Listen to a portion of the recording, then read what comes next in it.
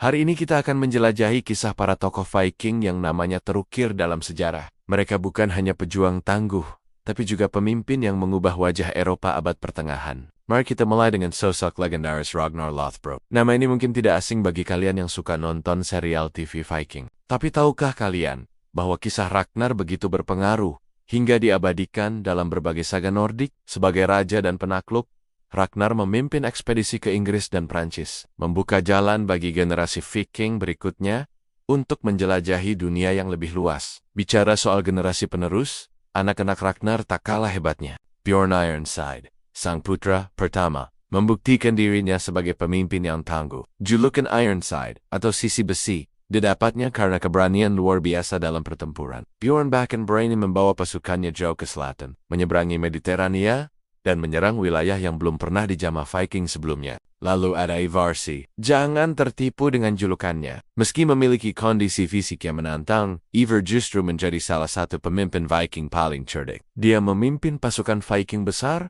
yang berhasil menguasai sebagian besar wilayah Inggris. Kecerdasan strateginya dalam perang membuat namanya ditakuti sekaligus dihormati. Nah, kalau bicara soal penjelajah Viking, kita tidak bisa melewatkan Leif Erikson. Sosok ini spesial karena menjadi orang Eropa pertama yang menginjakkan kaki di benua Amerika jauh sebelum Columbus. Sekitar tahun 1000 Masehi, Leif berlayar dari Greenland. Para sejarawan modern yakin bahwa Finland adalah wilayah Amerika Utara, tepatnya di sekitar Newfoundland. Sayangnya, ambisinya untuk menguasai Inggris berakhir tragis di pertempuran Stamford Bridge tahun ke-1066, dan yang terakhir, mari kenalan dengan Harold Hardrada, Raja Viking terakhir yang kisahnya tak kalah menarik. Harold adalah sosok yang ambisius dan pemberani. Dari nama-nama tempat di Inggris dan Prancis, teknologi perkapalan, hingga pengaruh dalam seni dan sastra, kematiannya menandai berakhirnya era Viking di Eropa.